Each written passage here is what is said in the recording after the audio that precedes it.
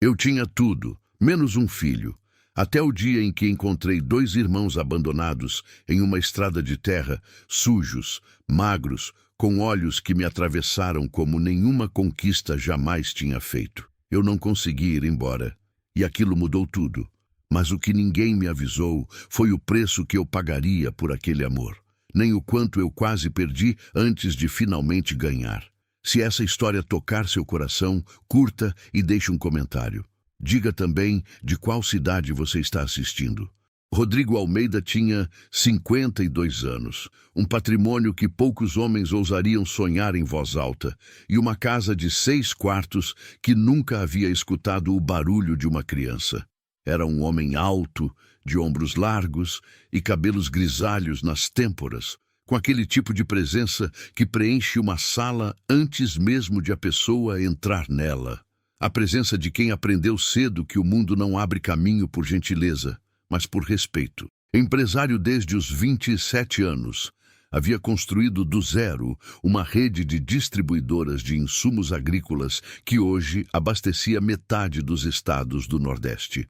Tinha motoristas, secretárias, gerentes, um contador que trabalhava tempo integral apenas para cuidar das suas finanças e um advogado que atendia em qualquer horário sem questionar. Tinha respeito, influência, nome, tinha quase tudo. O que ele não tinha era silêncio suportável. Durante anos, ele havia aprendido a preencher o silêncio com trabalho, com reuniões que se estendiam além do necessário, com viagens de negócios que poderiam ter sido resolvidas por telefone, com aquela disposição obsessiva de estar sempre ocupado, que não é virtude, mas é uma forma elaborada de fuga. Quando a casa ficava quieta demais à noite, ele abria o computador. Quando o fim de semana chegava sem agenda, ele inventava uma. Havia anos que Rodrigo Almeida não ficava sozinho consigo mesmo, sem ter algo para fazer com as mãos e com a cabeça. Porque quando ficava, Helena aparecia. Não como visão, não como loucura, mas como presença. O perfume que não estava mais no travesseiro, mas que às vezes ele jurava sentir no corredor. O timbre específico da risada dela, aquela risada de canto de boca que começava sempre antes de chegar ao som, que ele ainda ouvia em sonhos e acordava procurando no escuro. Helena Almeida havia morrido 4 anos antes, em um acidente na serra que levou tudo em uma terça-feira comum, enquanto Rodrigo estava em São Paulo em uma videoconferência com investidores. O cunhado ligou às 14h12. Ele memorizou o horário sem querer, porque o cérebro faz isso nos momentos que mudam tudo.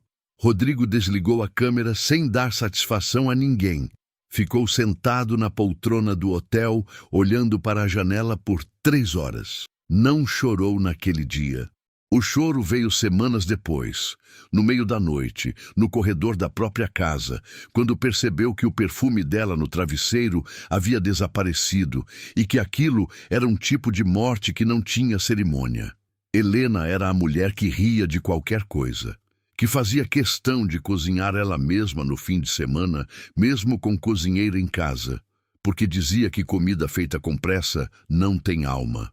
Que colava bilhetinhos nos espelhos do banheiro com frases que ela achava que eram profundas e que Rodrigo achava que eram bobagens afetuosas, e que hoje pagaria qualquer preço para poder ler mais uma, que fosse. Ela queria ter filhos com uma intensidade que às vezes o assustava, não porque ele não quisesse, mas porque a intensidade dela expunha a dimensão real de uma ausência que os dois carregavam e que às vezes fingiam que era menor do que era.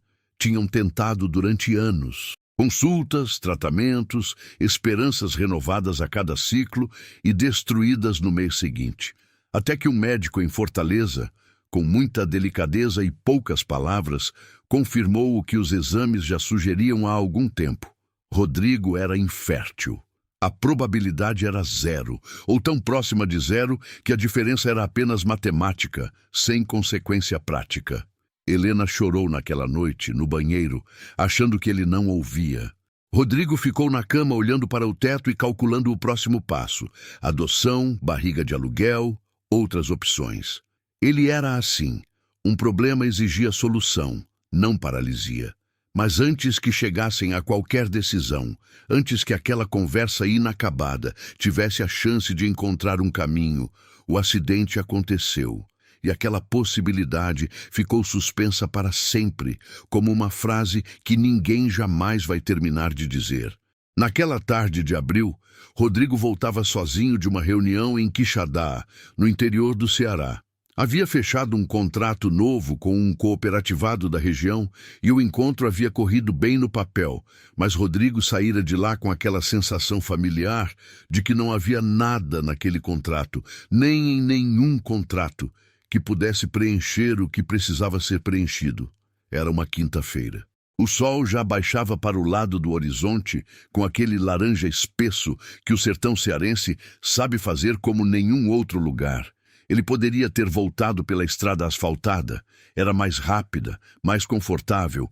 O carro agradecia, mas virou no desvio de terra sem pensar muito. Às vezes, o corpo sabe o que a cabeça ainda não formulou.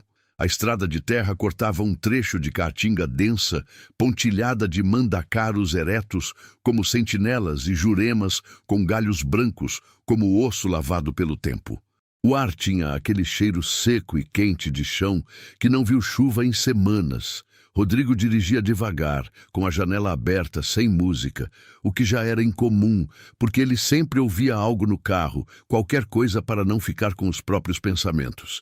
Mas naquela tarde ele havia desligado o rádio sem saber bem porquê e estava apenas olhando para a estrada e para a caatinga como alguém que espera alguma coisa sem saber o que é.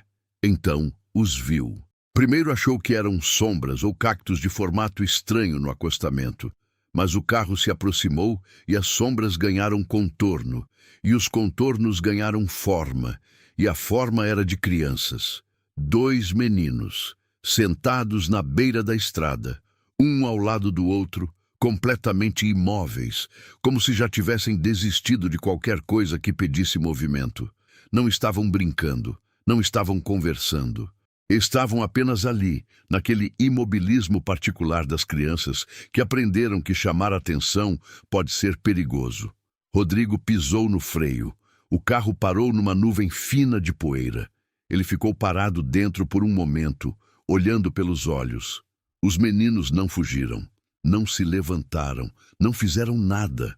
Apenas o olharam, com aquele tipo de olhar que já viu muita coisa passar sem parar. E havia aprendido a não se iludir com o que para. Rodrigo desceu devagar. Instintivamente manteve a distância de quem não quer assustar. Os meninos eram idênticos. Isso ficou claro de imediato. Gêmeos.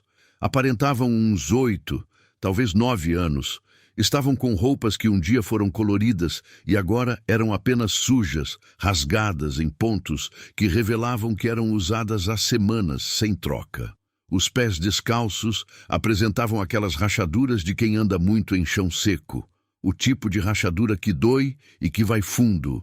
A rachadura que criança nenhuma deveria ter. O menor deles, havia uma diferença mínima de altura entre os dois, quase imperceptível.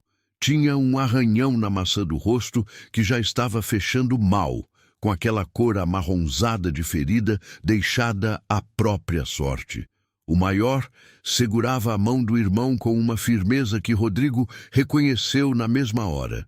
Era a firmeza de quem já entendeu que no mundo, quando tudo falha, pelo menos você tem o que está do seu lado. 2 pares de olhos cor de mel escuro o observavam. E neles havia uma mistura que Rodrigo nunca havia visto em lugar nenhum. Nem nos olhos de concorrentes, nem nos de devedores, nem nos de ninguém que ele houvesse enfrentado em 52 anos de vida. Era uma mistura de desconfiança antiga e de dor que não tinha mais onde se alojar. Era o olhar de quem já foi decepcionado tantas vezes que decepção deixou de ser surpresa e virou apenas o estado natural das coisas. Rodrigo sentiu algo rachar dentro do peito, não como tristeza comum, como reconhecimento, como se aquele olhar fosse familiar de um jeito que ele não conseguia explicar e que não precisava de explicação. Vocês estão bem? A frase saiu simples, direta, sem o tom condescendente de adulto que não sabe falar com criança, mas também sem a falsa intimidade de quem tenta parecer menos estranho do que é. Os meninos não responderam. Continuaram olhando. Rodrigo olhou ao redor. Não havia casa visível.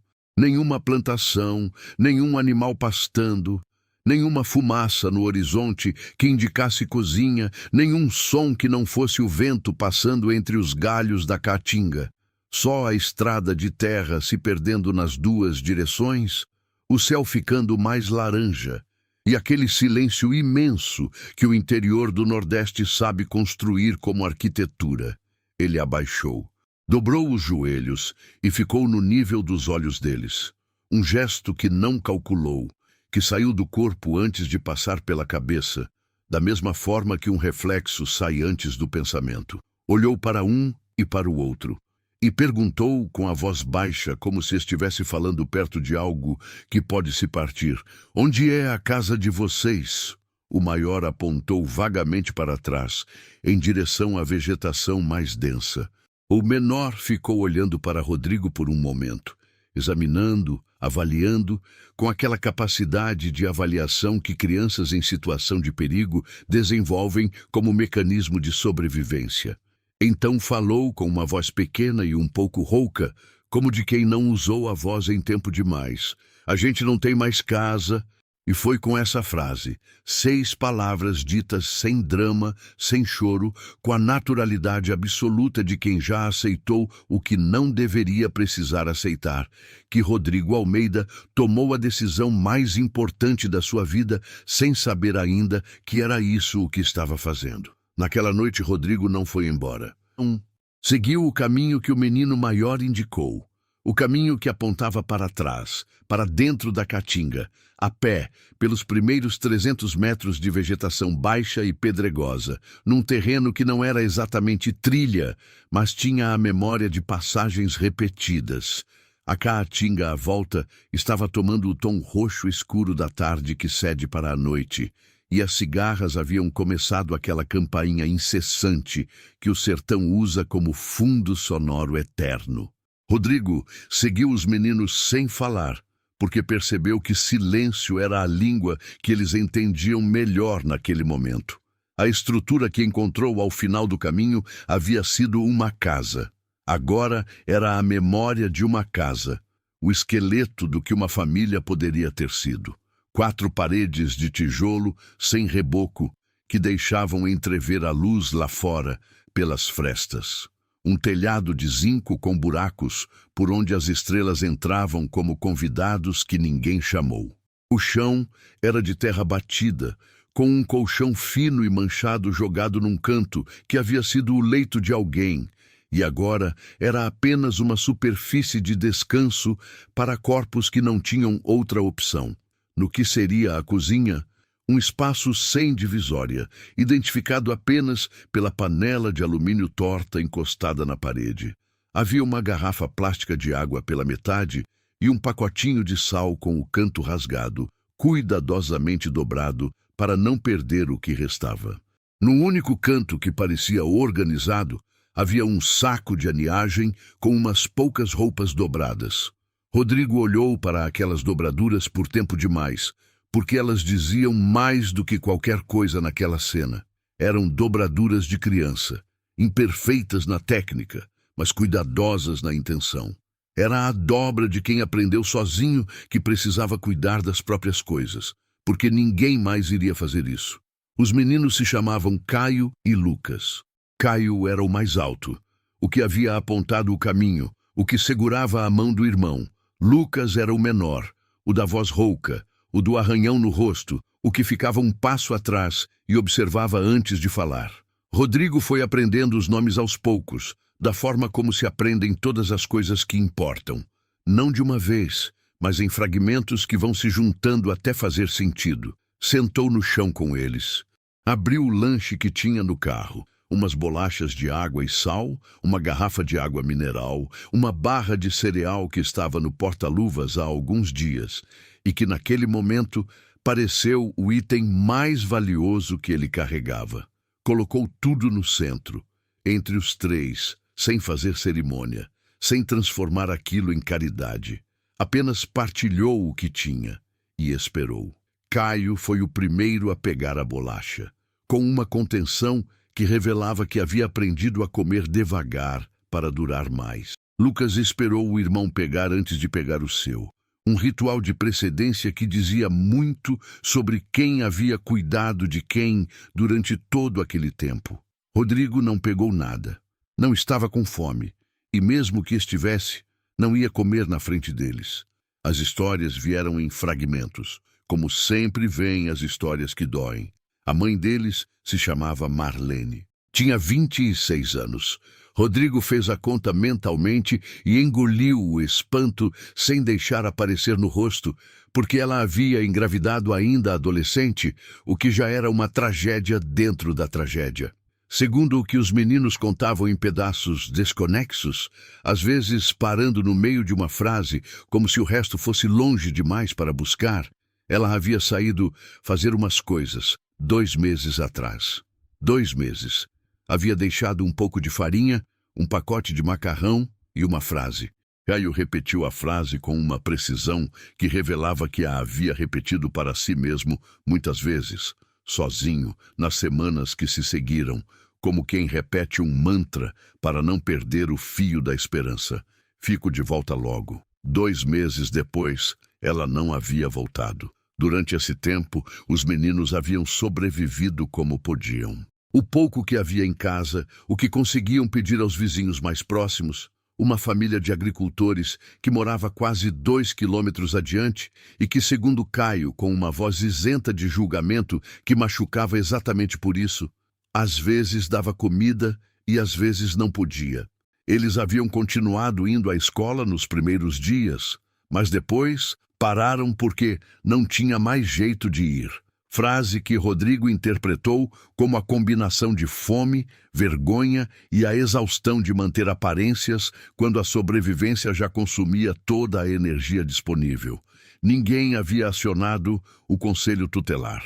Ou alguém havia tentado e o sistema havia falhado, como o sistema às vezes falha com os que mais precisam, em lugares onde o Estado chega com atraso ou não chega. Rodrigo ficou sentado no chão de terra daquela casa por mais de 1 hora. Ouviu tudo. Não interrompeu, não apressou, não fez as perguntas de adulto que transformam o sofrimento de criança em dado a ser catalogado. Apenas ouviu. E quando Caio, que era o narrador dos dois, o que havia assumido a função de explicar o mundo ao irmão e ao mundo, terminou de contar o que sabia e ficou em silêncio, houve um momento. Rodrigo olhou para Lucas, que olhava para o chão com aquela concentração de quem está fazendo um esforço imenso para não chorar em público. Olhou para Caio, que o encarava de volta com uma franqueza desarmante, como se dissesse: "Agora você sabe. O que você vai fazer com isso?" Rodrigo não tinha a resposta formulada, mas o corpo já havia decidido antes da cabeça. Ligou para o seu advogado às 20 horas daquela noite, de pé na frente da casa abandonada, com a caatinga escura ao redor e o céu cheio de estrelas que a cidade nunca mostra. Depois, para uma assistente social que conhecia em Fortaleza. Depois, para o Conselho Tutelar de Quixadá. As ligações foram longas, cheias de explicações e de burocracia que insistia em não dobrar para o urgente. Mas Rodrigo sabia como fazer a urgência se comunicar com quem tem o poder de agir. Havia passado a vida inteira aprendendo isso. Naquela mesma noite, os meninos dormiram no banco traseiro do seu carro, enrolados na jaqueta de couro que ele havia tirado do próprio corpo sem pensar, com a frieza do ar-condicionado no mínimo para não incomodar. Caio adormeceu primeiro, com a cabeça encostada na janela. Lucas ficou acordado um pouco mais, olhando para Rodrigo, que estava do lado de fora fazendo ligações. E a última coisa que fez antes de fechar os olhos foi checar se o irmão estava ali, do lado. Rodrigo viu aquilo pelo vidro e ficou olhando para os dois por um tempo que não conseguiu medir. Eram apenas 2 meninos dormindo no banco de um carro. Mas naquele instante, Rodrigo Almeida entendeu com uma clareza que não precisava de palavras, que aquele encontro não havia sido acidente. Que havia alguma coisa naquela estrada de terra, naquele desvio que ele havia feito sem motivo prático, naquele rádio que havia desligado sem saber porquê. Havia alguma coisa que estava maior do que ele, maior do que o acaso. Não era um pensamento que ele costumava ter. Era o tipo de pensamento que Helena costumava ter, e que ele escutava com carinho condescendente de quem acha a espiritualidade dos outros um pouco ingênua. Mas ali, naquela noite, de pé na beira de uma estrada de terra no interior do Ceará, com 2 meninos dormindo no seu carro, ele entendeu o que ela havia tentado dizer durante todos aqueles anos. Às vezes, o universo não pede permissão. Apenas coloca você onde você precisa estar. Os primeiros dias na casa de Rodrigo foram estranhos para os 3, de maneiras completamente diferentes. Para Caio e Lucas, a casa era um ambiente que desafiava tudo que eles sabiam sobre o mundo. Era grande, não do jeito que se diz grande para casas comuns, mas grande o suficiente para que os 2 meninos, na primeira tarde, andassem pelos corredores com um silêncio cauteloso, como exploradores que ainda não sabem se o território é seguro. Ficavam juntos o tempo todo, nunca mais de 1 metro de distância um do outro, o que Rodrigo notou imediatamente e entendeu como o idioma de 2 corpos que aprenderam que a única segurança disponível estava um no outro. A cozinha tinha cheiro de algo bom que não parava. Cláudia, a cozinheira que trabalhava para Rodrigo há 7 anos, era uma mulher do interior, que havia criado 4 filhos próprios e que não precisou de explicação nenhuma para entender o que estava acontecendo quando Rodrigo chegou com os 2. Ela simplesmente começou a cozinhar mais, a fazer aquele tipo de comida que é afeto disfarçado de alimento, arroz soltinho, feijão temperado do jeito certo, frango com cheiro que preenche a casa, pudim que aparece na mesa sem que ninguém tenha pedido. Caio comia tudo, com uma velocidade que no começo assustou um pouco, mas que Rodrigo reconheceu como o instinto de quem aprendeu que comida pode acabar antes de você terminar e que é melhor não arriscar. Lucas comia mais devagar, mas olhava para o prato com uma atenção quase contemplativa, como se estivesse registrando cada coisa, guardando a experiência em algum lugar dentro de si para quando o sonho terminasse. Porque era assim que os 2 se comportavam, como se soubessem que o sonho tinha prazo de validade, como se a qualquer momento alguém fosse bater na porta e dizer que houve um engano, que aquilo não era para eles, que eles precisavam voltar para o chão de terra e o telhado com buracos. Caio fazia perguntas, muitas, mas não as perguntas de criança curiosa sobre o mundo. Eram as perguntas de criança que está avaliando o risco. Se a gente quebrar alguma coisa, o senhor manda a gente embora? Rodrigo respondeu que não, que coisas quebram e a gente conserta junto. A gente pode tomar banho todo dia? Pode, sempre que quiser. O senhor tem outros filhos que vão vir morar aqui e aí não vai ter espaço pra gente? Não tenho outros filhos. E tem espaço de sobra. Cada resposta era seguida de um silêncio em que Rodrigo podia quase ver o menino processando a informação, verificando se havia contradição, se havia armadilha, se havia algum detalhe que ele havia perdido. Era exaustivo acompanhar, e Rodrigo o fazia com uma paciência que ele próprio não sabia que tinha, que foi aparecendo à medida que foi sendo necessária. Lucas falava menos, mas observava mais. Tinha o hábito de ficar parado em um canto de um cômodo, completamente quieto, assistindo o que acontecia ao redor com uma atenção que parecia maior do que sua idade. Rodrigo às vezes o encontrava assim, parado na entrada da sala ou encostado no batente da cozinha, apenas olhando. E quando os olhos de Lucas encontravam os de Rodrigo nesses momentos, havia uma pergunta que nenhum dos 2 colocava em palavras, mas que estava ali, suspensa no ar entre eles. Você é de confiar?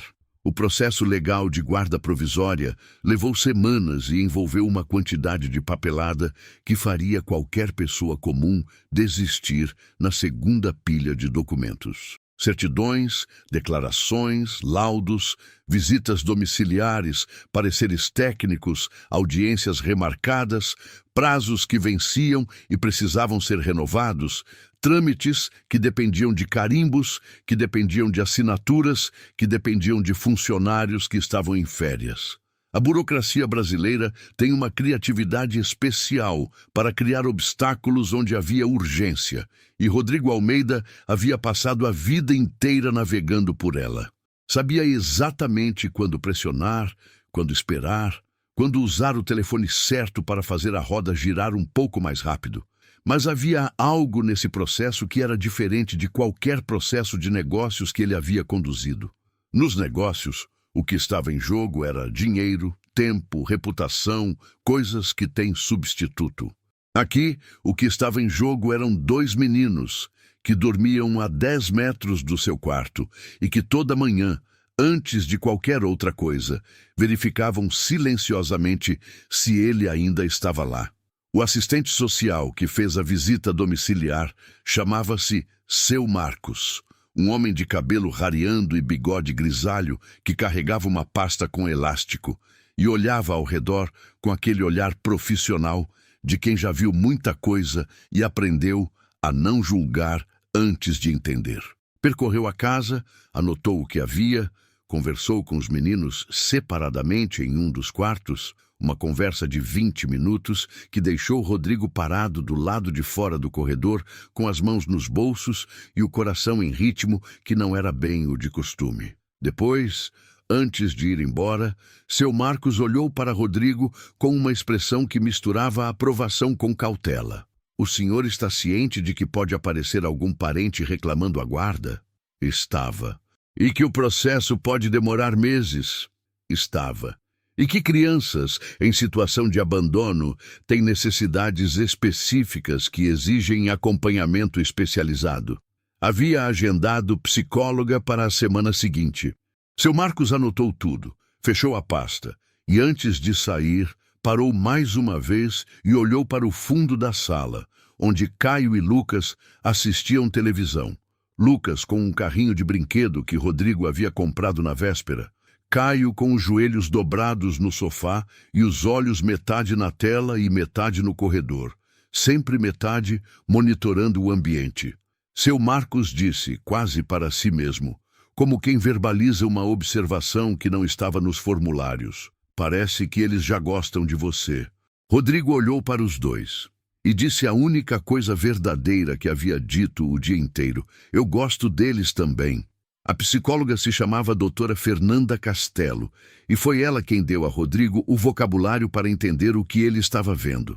Era uma mulher de uns 40 anos, cabelos pretos cortados na altura do queixo, óculos de armação vermelha que pareciam propositalmente escolhidos para não intimidar crianças. Na primeira sessão individual com Rodrigo, antes de começar o trabalho com Caio e Lucas, ela falou com aquela precisão clínica que não é frieza, mas é a forma de respeitar quem está ouvindo, dando-lhe informação real. O que você está observando nos meninos tem nome, ela disse. Chama-se hipervigilância. É uma resposta do sistema nervoso ao trauma, especificamente ao trauma de abandono. O cérebro dessas crianças aprendeu, através de experiências repetidas, que o mundo não é seguro e que as pessoas desaparecem. Então ele fica constantemente em modo de alerta, escaneando o ambiente em busca de sinais de perigo. O perigo sendo eu ir embora, disse Rodrigo. O perigo sendo qualquer coisa que se pareça com abandono. Uma mala aberta no corredor, uma conversa séria com voz baixa, uma mudança de rotina sem aviso, você saindo mais cedo do que o habitual. Coisas que para qualquer outro adulto seriam neutras, para eles podem acionar um nível de ansiedade que parece desproporcional e que é proporcional quando você entende de onde vem. Rodrigo ficou um momento processando aquilo. O que eu preciso fazer? Previsibilidade, ela disse sem hesitar. É a coisa mais importante que você pode oferecer agora. rotinas que não mudam, promessas que você cumpre e só promete o que tem certeza que consegue cumprir. Presença consistente. Se você vai chegar às 6, chega às 6. Se vai demorar, avisa antes. Se vai viajar, explica quanto tempo vai ficar e quando volta. E quando voltar, aparece. Ela fez uma pausa. Vai parecer excessivo às vezes. Vai parecer que você está tratando 2 meninos de 9 anos como bebês que precisam de confirmação constante. Mas não é isso. É reconstrução de confiança. É ensinar ao sistema nervoso deles que é seguro baixar a guarda. E isso leva tempo. Mas quanto tempo? Ela sorriu com uma honestidade que não era cruel. Depende de cada um. Caio vai externalizar mais, vai testar limites, vai fazer perguntas difíceis, vai desafiar para ver se você aguenta. Lucas vai internalizar, vai parecer mais tranquilo, mas pode ser justamente o que você precisa ficar de olho. Os que não externam ficam com o peso dentro. Rodrigo saiu daquela sessão com um caderninho onde havia anotado 3 páginas. Na última linha, havia escrito uma coisa que não era anotação clínica. Era mais como um lembrete para si mesmo, a ser lido nas noites difíceis. Aparecer todo dia não é obrigação. É o único idioma que eles entendem agora. E ele começou. Acordava antes deles para preparar o café da manhã. Não deixava essa função para Cláudia. Não naquele momento, não nessa rotina.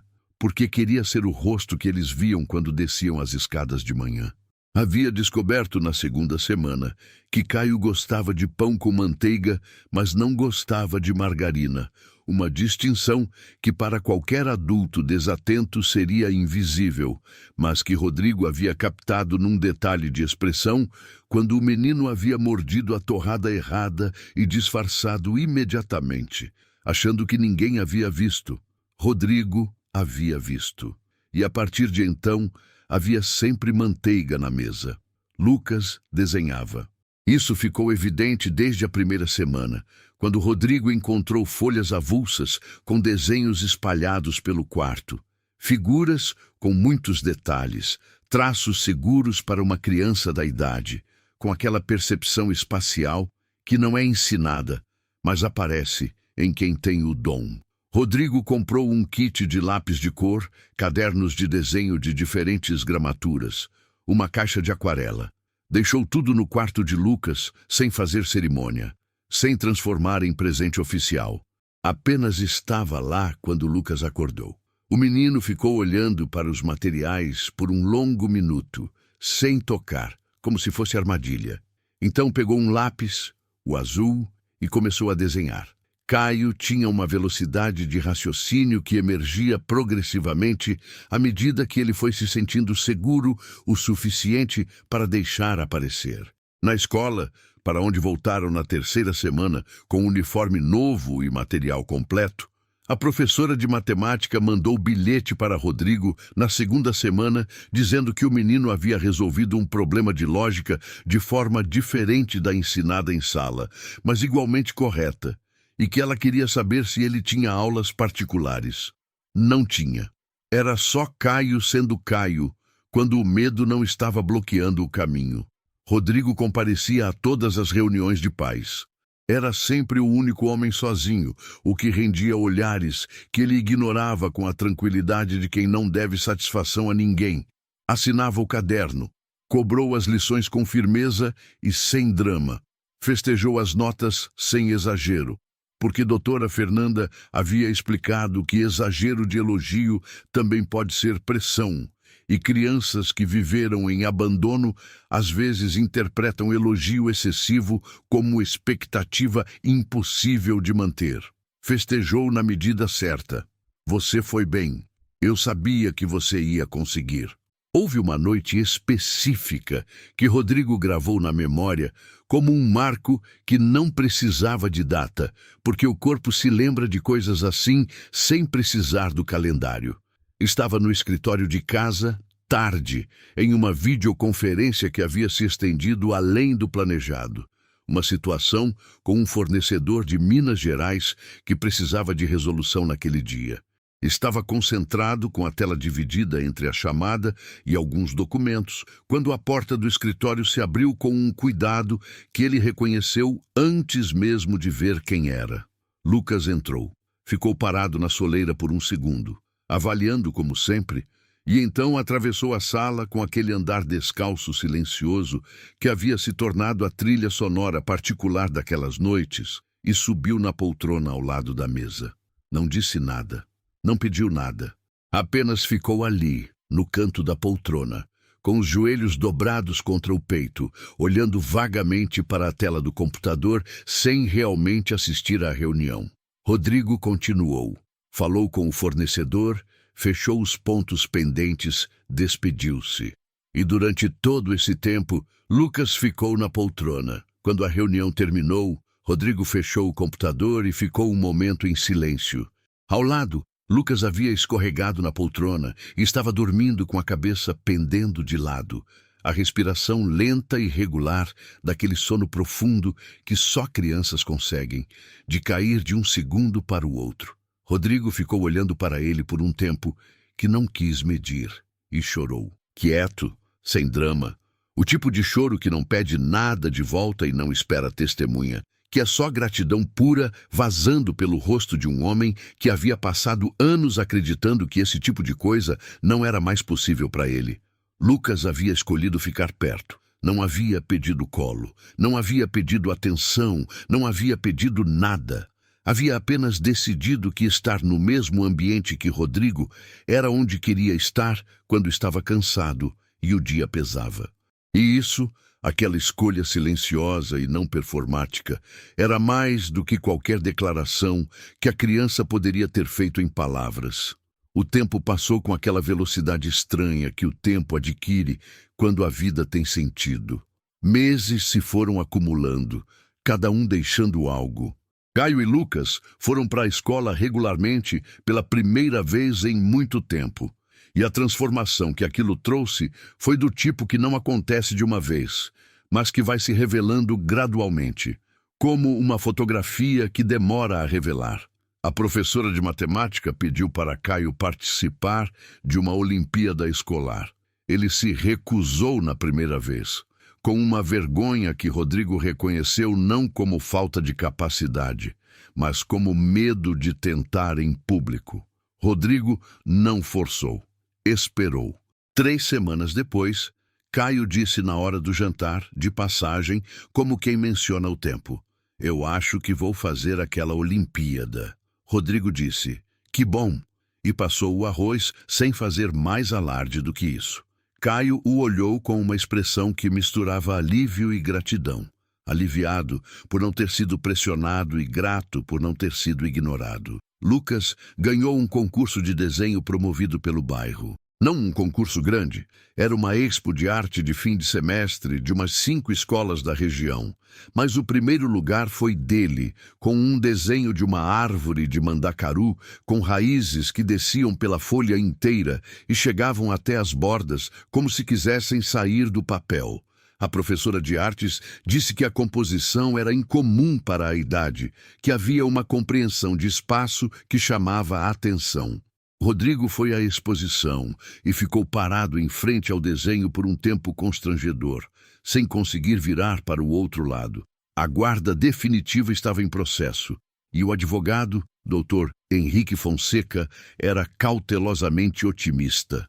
Cautelosamente, porque havia aprendido em anos de prática em direito de família que otimismo sem cautela é uma promessa que o processo não está autorizado a fazer. A assistente social havia emitido parecer favorável. Faltavam os trâmites finais, a confirmação de que não havia parentes reclamando tutela. Aqui havia uma lista de avós, tios e primos que precisava ser consultada e descartada um por um, e a assinatura de um juiz que tinha a pilha de processos habitual do judiciário brasileiro. Rodrigo havia começado a planejar a festa de adoção em segredo. Algo simples, íntimo. Ele sabia que os meninos não eram de grandes celebrações, que o barulho e a multidão ainda os deixava levemente tensos. Mas queria marcar, Havia até comprado 2 alianças pequenas, de prata, do tipo que pais às vezes dão a filhos como símbolo, não de compromisso romântico, mas de pertencimento. Havia-as guardado na gaveta da mesa de cabeceira, esperando o momento certo. Não sabia que o momento certo estava prestes a ser adiado da forma mais dolorosa possível. A ligação de Dr. Henrique chegou numa quinta-feira à tarde, com aquele timbre específico de voz que Rodrigo havia aprendido a reconhecer ao longo dos anos. Não era a voz de problema resolvido, era a voz de problema surgido, o tom levemente comprimido de quem está segurando a notícia para não jogar de uma vez. Rodrigo, precisamos conversar. Apareceu a mãe das crianças. O silêncio que se seguiu durou talvez 3 segundos. Rodrigo estava no escritório, com os documentos do trimestre abertos na tela, e do outro lado da janela, o jardim recebia o fim da tarde com aquela luz dourada de fim de dia.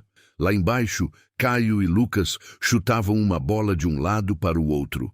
Uma cena tão ordinária e tão preciosa que Rodrigo precisou de um esforço ativo para continuar segurando o telefone com firmeza. Onde?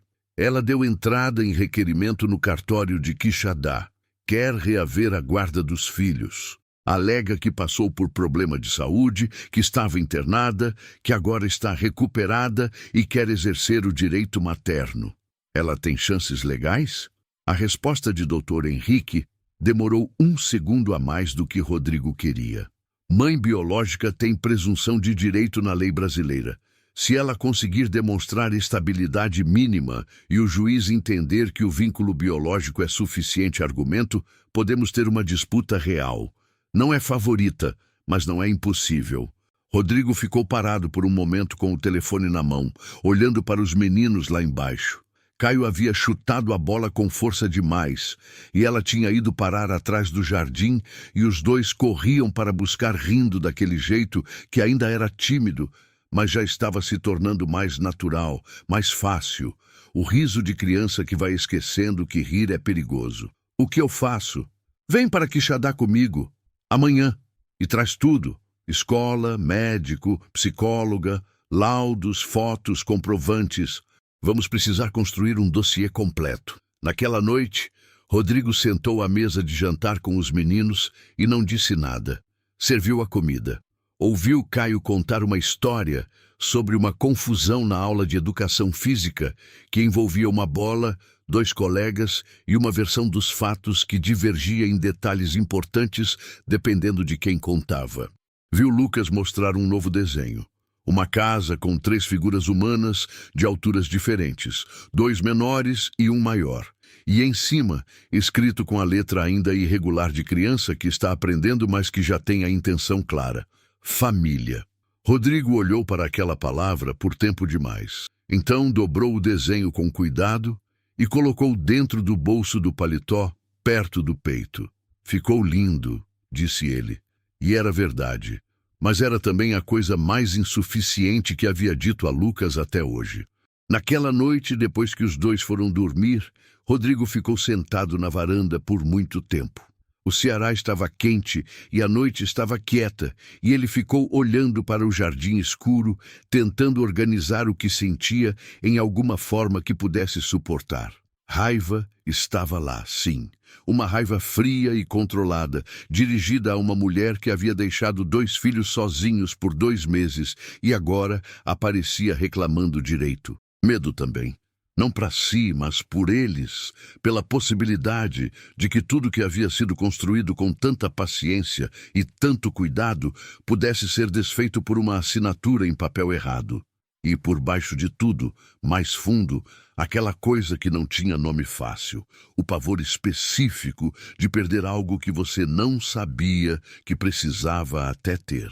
Quixadá era uma cidade de interior com a cara de todas as cidades de interior nordestinas. Praça central com coreto, fórum de tijolos que precisava de pintura, bares com mesas de plástico na calçada, o ritmo de quem conhece todo mundo e, portanto, não precisa se apressar. Rodrigo chegou com o doutor. Henrique às 8 da manhã de uma sexta-feira, e a reunião preliminar com a promotora pública encarregada do caso aconteceu em uma sala pequena com ar-condicionado irregular e uma mesa que tinha um arranhão em diagonal que Rodrigo ficou olhando sem querer durante boa parte do tempo. Marlene chegou sozinha. Era uma mulher jovem, muito jovem para o tamanho do que havia vivido, com traços que explicavam de onde Caio e Lucas haviam herdado os olhos cor-de-mel. Era magra, com os cabelos presos em um rabo de cavalo apertado, usando uma blusa que estava limpa, mas que havia sido passada com ferro quente demais, o que deixava um brilho nas mangas que parecia o esforço de quem está tentando parecer mais organizado do que se sente. Cruzou os braços quando sentou. Não olhou para Rodrigo. Ou olhou uma vez, muito brevemente, e depois desviou com uma rapidez que revelava que o olhar havia custado mais do que ela queria demonstrar. A promotora, doutora Alessandra Meirelles, conduziu a reunião com a firmeza calibrada de quem sabe que cada palavra daquela sala tem peso. Pediu que Marlene explicasse o que havia acontecido. Marlene falou com uma voz que começou firme e foi perdendo estrutura à medida que avançava. Disse que havia tido uma crise de saúde mental grave. Havia sido internada em uma clínica da cidade grande, longe, sem telefone, sem condições de contato, que quando saiu não tinha para onde ir, que foi para a casa de uma tia em Fortaleza, que havia conseguido emprego fixo em um supermercado do bairro, estava em tratamento, estava estável, e que era mãe, que tinha direito. A promotora anotou tudo sem mudar de expressão, com aquela objetividade de quem sabe que a expressão não faz parte do trabalho. Então olhou para Rodrigo e pediu a apresentação da situação. Dr. Henrique abriu a pasta. O que havia lá dentro havia sido reunido ao longo de meses, sem que Rodrigo soubesse que um dia seria necessário assim. Relatórios médicos de cada consulta, laudos da doutora Fernanda sobre o desenvolvimento emocional dos meninos, histórico de presença escolar com 0 faltas injustificadas nos últimos meses, declaração detalhada da professora de matemática sobre Caio, declaração da professora de arte sobre Lucas, comprovantes de matrícula, cartão de vacina atualizado, comprovantes de consultas odontológicas. E as fotografias? Rodrigo havia impresso 42 fotografias naquela manhã, no serviço de revelação que havia aberto às 7. Caio na festa junina da escola, com a roupa de caipira e aquele sorriso que ainda chegava levemente atrasado ao rosto, mas que, quando chegava, era genuíno. Lucas com o troféu do concurso de desenho erguido com os 2 braços, os olhos fechados de satisfação. Os 2 na piscina, num domingo de tarde. Os 2 na mesa de jantar com comida farta, olhando para a câmera com expressões que eram, nas palavras que Rodrigo não saberia dizer na época, mas que diria agora, expressões de quem está ficando em paz com o fato de que pode ser feliz. A promotora olhou para as fotografias, mais tempo do que havia olhado para os documentos. Então, levantou os olhos para Marlene. A senhora tem condições de provar estabilidade financeira e emocional para criar 2 filhos? Marlene disse que sim. Disse que amava os filhos. Disse que era mãe. Amor não foi o que faltou, disse a promotora. A voz era neutra, mas a frase cortava como instrumento afiado, porque era simplesmente verdade dita diretamente. O que faltou foi presença. Por 2 meses, essas crianças ficaram sozinhas, sem adulto responsável, sem alimentação adequada garantida, sem acompanhamento. A lei protege o vínculo biológico, e esse vínculo tem peso. Mas o superior interesse das crianças está acima de qualquer vínculo. Marlene abriu a boca.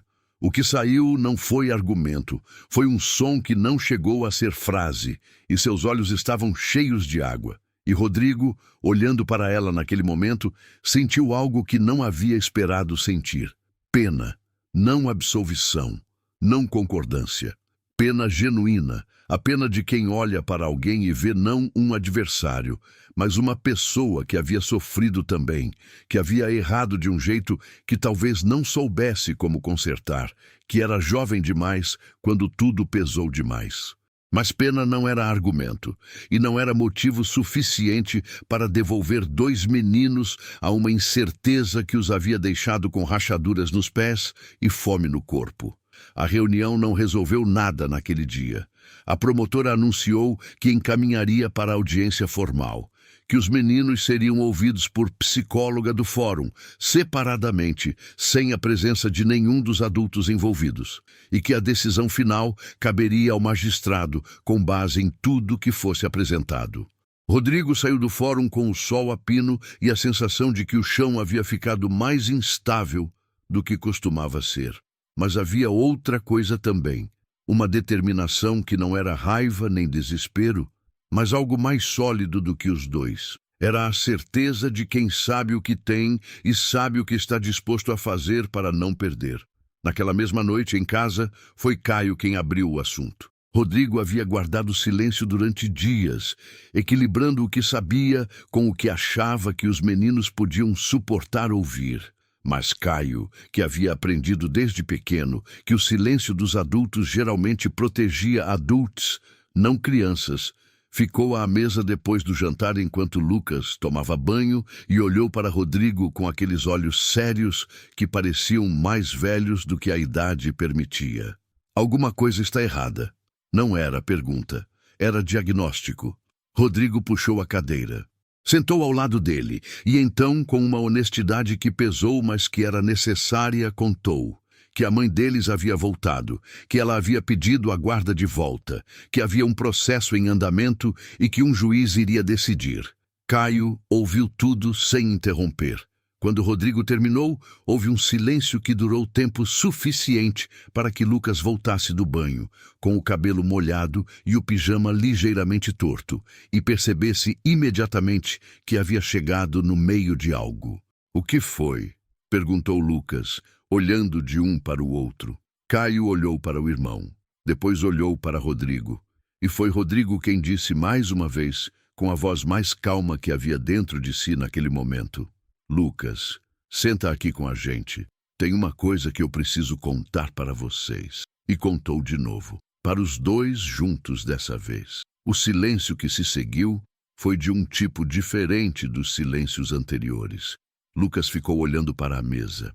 Caio olhava para Rodrigo com uma expressão que Rodrigo levou um momento para reconhecer. Não era medo, era a expressão de alguém que já sabe que vai lutar e está apenas esperando confirmar para qual lado. Então Caio perguntou com a voz que tentava ser firme e tremeu só no fim: "A gente vai ter que ir?" E Rodrigo disse a verdade.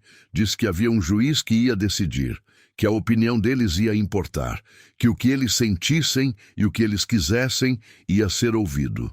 E disse, por último, com a firmeza de quem só diz o que pode honrar: "Eu vou fazer tudo o que estiver ao meu alcance para que vocês fiquem. Tudo. Mas preciso que você saiba que, independente do que aconteça, eu não vou desaparecer. Eu não sou esse tipo de pessoa." Lucas ouviu isso e não disse nada, mas debaixo da mesa, com um movimento que Rodrigo só percebeu pelo ângulo, Lucas colocou a mão sobre a de Caio. E Caio, sem olhar para o irmão, virou a mão e segurou de volta. A audiência aconteceu numa segunda-feira de maio, com o sol que o Ceará reserva, para dias que precisam ser lembrados. A sala do fórum era pequena e tinha cheiro de papel e ar-condicionado antigo. O juiz se chamava Dr. Cláudio Bezerra, um homem de cabelos completamente brancos e óculos de aros finos que conduzia a sessão com uma seriedade que não era hostil.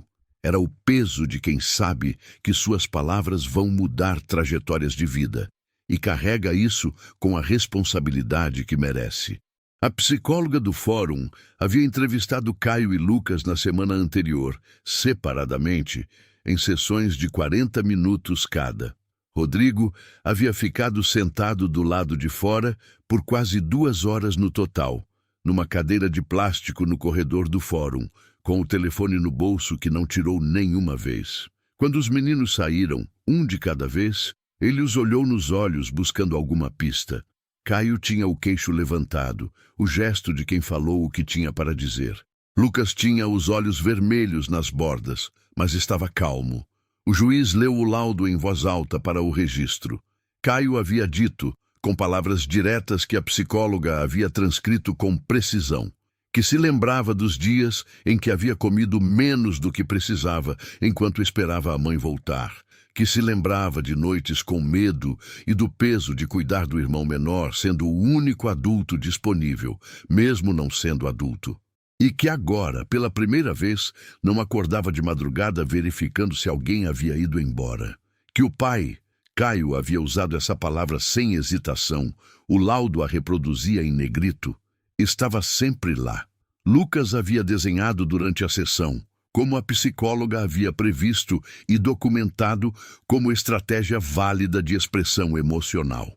O desenho mostrava uma folha dividida ao meio.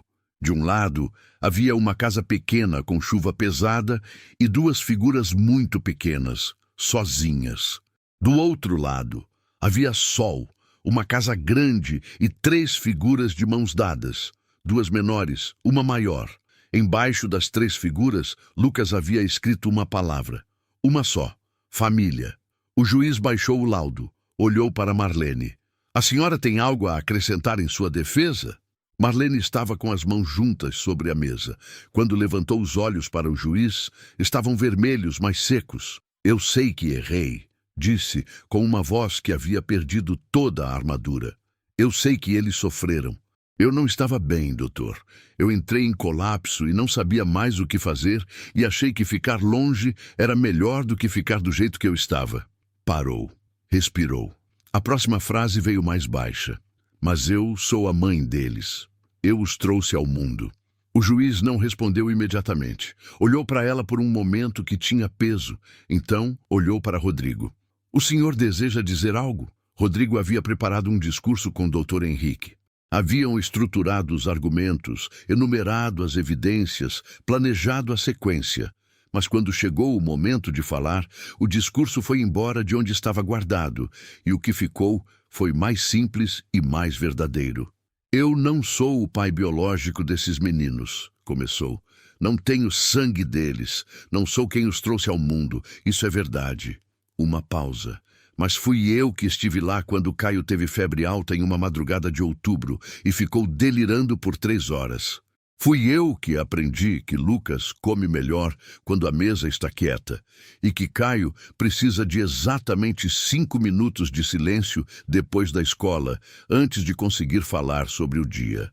Fui eu que assinei o caderno, que fui à escola, que aprendi a diferença entre manteiga e margarina porque um deles não gosta e não disse nada, e eu percebi de um detalhe de expressão que custou atenção para notar. Respirou. Eu não estou aqui pedindo que a história dela seja ignorada, nem que seja julgada com dureza. Estou pedindo que esses 2 meninos não percam o único lugar onde aprenderam que podem confiar, onde acordam de manhã sem verificar se ainda têm o que tinham na noite anterior. Silêncio na sala. O juiz consultou o processo, olhou para o laudo de novo, olhou para as 2 partes. Então anunciou que encaminharia sua recomendação, mas que com base na documentação apresentada, no laudo psicológico, no histórico de cuidado demonstrado e fundamentalmente no princípio constitucional do superior interesse da criança, sua recomendação seria pela manutenção da guarda com Rodrigo Almeida, com possibilidade de visitas supervisionadas da mãe biológica, a serem avaliadas conforme evolução documentada do tratamento. Marlene não disse nada. Saiu da sala antes que a sessão fosse formalmente encerrada e na porta parou por um segundo. Rodrigo pensou que ela ia se virar, mas ela continuou andando, encolhida sobre si mesma, até sumir no corredor, com aquele silêncio de quem carrega algo que não tem onde pousar. Rodrigo ficou parado no lugar por um momento. Tinha um zumbido nos ouvidos. Não de tensão, mas de alívio tão grande que o corpo não sabia processar de outra forma. Doutor, Henrique disse alguma coisa que ele não processou completamente. Apertou a mão do advogado e então foi para o carro, onde Cláudia havia ficado com os meninos. Quando Rodrigo abriu a porta e eles viram a expressão no rosto dele, não um sorriso, mas aquele tipo de abertura no rosto que acontece quando o peso sai. Caio perguntou com a voz completamente presa: "A gente fica?" "Ficam", disse Rodrigo. E Caio, que em 9 anos havia aprendido que não se demonstra fraqueza porque fraqueza não é segura, deixou escorrer uma lágrima. Só uma. E não fez nada para esconder. Lucas não perguntou nada. Apenas abriu a porta do carro, saiu e abraçou Rodrigo com uma força que era desproporcional ao tamanho do corpo. A força de quem segurou muita coisa por muito tempo e agora tem onde pousar. Rodrigo envolveu os 2 braços em volta do menino. Depois Caio chegou pelo outro lado. E ali, na calçada de pedra de um fórum de cidade pequena, com o sol de maio batendo perpendicular e a vida passando como sempre passa, quando não está olhando, Rodrigo ficou abraçado a 2 meninos que eram seus filhos de todas as formas que importam. E sentiu, pela primeira vez em muitos anos, que o mundo estava exatamente do jeito que deveria estar. 6 meses depois, numa tarde de novembro com aquele sol que o Nordeste reserva para dias de festa, o juiz assinou o documento final. A adoção foi oficializada com uma cerimônia simples no cartório de Fortaleza. Rodrigo havia querido algo maior. Havia pensado em aluguel de salão, em bolo, em convidar colegas e parceiros de negócios, mas Caio havia pedido só a gente, com uma simplicidade que encerrou a discussão antes de começar. Rodrigo havia entendido imediatamente. Para eles, o que importava não era a plateia, era o ato. Era a palavra escrita no papel que dizia o que eles já sabiam, mas que precisava estar escrito. Cláudia foi como testemunha, com um vestido que ela havia comprado especialmente para a ocasião e que ela disse que era uma bobagem, mas uma bobagem bonita. Dr. Henrique assinou com a descrição de quem sabe que sua função nesse momento é ser invisível para que o que importa possa preencher o espaço. Doutora. Fernanda estava presente e chorou desde o momento em que entrou no cartório discretamente, atrás dos óculos vermelhos, e depois negou com uma convicção quase convincente quando Cláudia perguntou. O cartório era um ambiente frio e formal, que naquele dia estava mais quente do que o normal. O escrivão leu o documento em voz alta, com aquela entonação protocolar de quem leu a mesma frase centenas de vezes. Mas para quem estava ouvindo, cada palavra tinha o peso de coisa dita pela primeira vez. Caio e Lucas Almeida. Essa era a assinatura no documento. Esse era o nome. Esse era o lugar no mundo que ninguém mais podia tirar. Naquela noite, Rodrigo abriu a gaveta da mesa de cabeceira e pegou as 2 alianças que havia guardado meses antes. Naquele momento em que havia acreditado que o processo seria mais simples, que a festa de adoção seria logo, que não haveria batalha.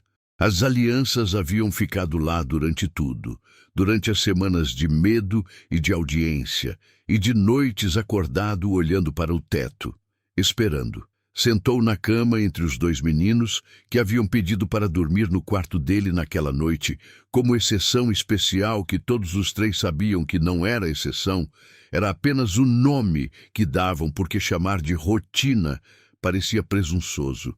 Segurou as 2 alianças na palma aberta. "O que é isso?" Caio pegou a dele e examinou com aquela seriedade analítica que continuava sendo seu modo padrão de encontrar o mundo. "É para vocês saberem", disse Rodrigo, "que não existe contrato, decisão judicial, pessoa ou circunstância no mundo que possa desfazer o que hoje ficou escrito. Vocês são meus filhos, não como adoção, como família, e isso não muda. Nunca." Caio ficou olhando para a aliança. Então colocou no dedo.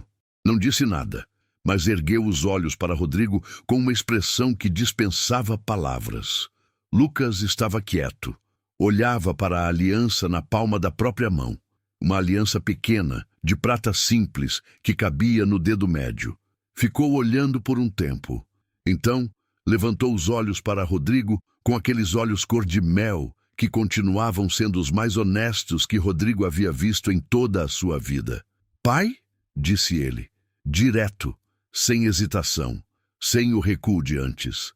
Apenas a palavra solta no ar do quarto, como quem solta algo que havia segurado há muito tempo e que estava pronto para deixar ir. Sim, respondeu Rodrigo. A voz saiu mais rouca do que ele esperava.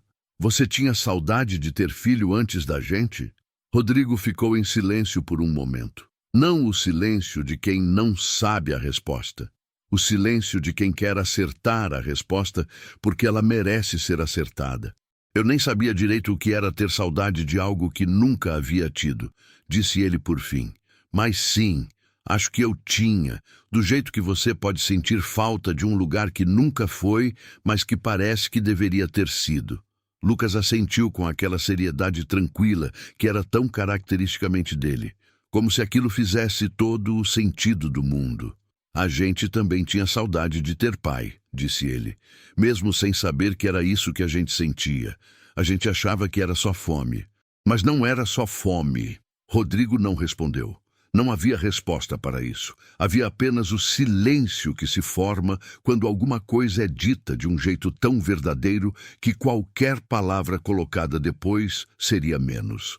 Apagou a luz naquela noite com 2 meninos adormecidos de cada lado, a respiração deles lenta e regular, a casa grande finalmente preenchida, não com móveis ou patrimônio ou conquistas que se listam no imposto de renda, mas com presença. Com aquele barulho quieto e essencial de outras pessoas respirando no mesmo espaço que você. Com o tipo de silêncio que não é ausência, é paz. Rodrigo ficou olhando o teto no escuro por um longo tempo. Pensou em Helena, que havia querido tanto por aquilo, que havia colado bilhetinhos nos espelhos e cozinhado de mão própria nos fins de semana e chorado no banheiro por filhos que não vinham. Sentiu a pontada familiar de que ela não estava ali para ver. Para ver Lucas com o primeiro lugar no concurso de desenho. Para ver Caio erguendo a cabeça na Olimpíada de Matemática. Para ver os dois dormindo no quarto dela, com alianças de prata nos dedos e o rosto relaxado, daquele jeito que só acontece quando o corpo finalmente acredita que é seguro descansar. E então sentiu, logo depois, como acontece às vezes nas noites mais quietas, algo que demorou para reconhecer, a certeza de que ela sabia. Não como crença, não como teologia, como aquela coisa que não cabe em argumento, mas que existe da mesma forma que existe o vento, que você não vê, mas que você sente e que move as coisas. Helena estaria orgulhosa, não do patrimônio, não dos contratos, não do nome na placa da distribuidora. Estaria orgulhosa do homem que parou o carro em uma estrada de terra sem motivo prático, que desceu sem saber porquê, que ficou quando podia ter ido. Rodrigo Almeida havia passado 52 anos acumulando tudo o que o mundo chama de sucesso, com a convicção silenciosa de que preencher a agenda era o mesmo que preencher a vida. E precisou de uma tarde de abril, uma estrada de terra, 2 meninos idênticos com pés rachados e olhos cor de mel e uma firmeza de mão que não era de criança. Precisou de tudo aquilo para finalmente entender o que havia estado faltando. Não era dinheiro, não era conquista, não era reconhecimento. Era isso. Era aqui. Era eles. Família não é quem gera, família é quem fica, família é quem aparece de manhã. Família é quem aprende que você prefere manteiga e não margarina, que você precisa de 5 minutos de silêncio depois da escola, que você desenha raízes que saem do papel porque está procurando chão firme. Família é a escolha que você faz todos os dias de continuar sendo o lugar onde alguém pode pousar. E naquela noite, com 2 filhos dormindo de cada lado e o Ceará quieto lá fora, Rodrigo Almeida fechou os olhos, sabendo que havia finalmente chegado no único lugar que sempre importou, em casa. Se essa história tocou o seu coração, deixe um comentário aqui embaixo. Às vezes, uma palavra simples pode alcançar alguém que também está precisando de esperança. E se puder, escreva também de qual cidade você está assistindo. É muito bom saber até onde essas histórias estão chegando. Obrigado por ficar até o fim. Que Deus acompanhe cada um de vocês na estrada da vida.